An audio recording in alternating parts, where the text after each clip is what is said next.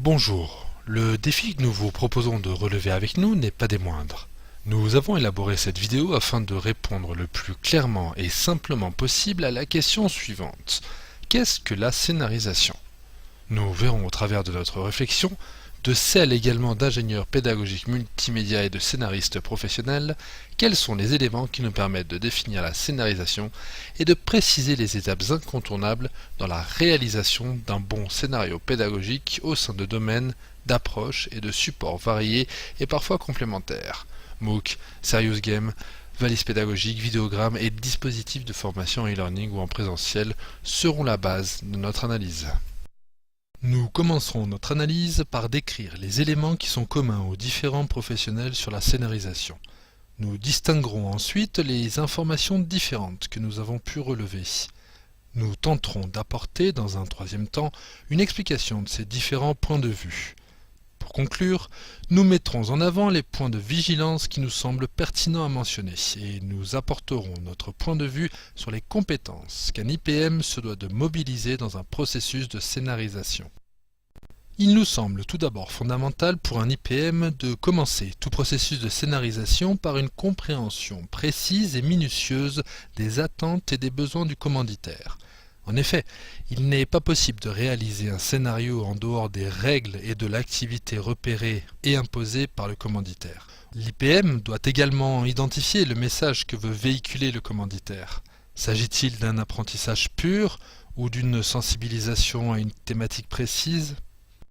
Il est essentiel que l'IPM connaisse le public qui sera visé par l'outil final et qu'il adapte ainsi son travail en fonction de celui-ci. Il doit posséder également une parfaite connaissance du contexte dans lequel sera déployé l'outil.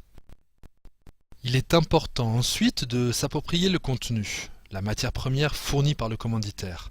En effet, l'IPM n'est pas légitime dans l'écriture de contenu qui touche des domaines qu'il ne maîtrise pas, ou très peu. Il faut donc qu'il se forme et se documente. Une fois cette phase d'appropriation réalisée, il est essentiel pour l'IPM de croiser ses domaines d'expertise avec l'expert contenu, afin de convenir d'un contenu qui satisfasse les deux parties. Dès les premières étapes du processus, l'IPM doit savoir comment il compte construire le produit final.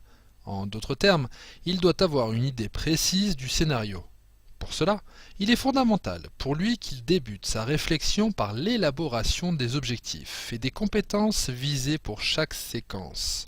Il est important également que l'IPM établisse dans un premier temps des objectifs de base ou des objectifs principaux et que dans un deuxième temps il approfondisse et formalise des objectifs de plus en plus pointus, des sous-objectifs dirons-nous. En revanche, l'IPM est légitime dans l'expertise pédagogique qu'il apporte au commanditaire, dans le but de le conseiller et de l'orienter sur la méthode pédagogique la plus adéquate à proposer au sein du produit final, et dans les propositions qu'il apporte au commanditaire, dans sa façon de synthétiser son contenu et de le transformer dans un format multimédia. Grâce à la scénarisation générale, l'IPM se focalisera sur l'élaboration du cadre narratif et proposera sa mise en forme des contenus. La scénarisation détaillée, quant à elle, est la phase la plus importante pour un IPM. Il s'agit ici pour lui d'écrire les contenus comme ils devront apparaître à l'écran. Nous nous trouvons ici dans un travail de conception-auteur. La phase de test ou d'évaluation des séquences est à inclure tout au long du processus de scénarisation, afin de permettre à l'IPM et au commanditaire des réajustements nécessaires et réguliers. Created using Powtoon.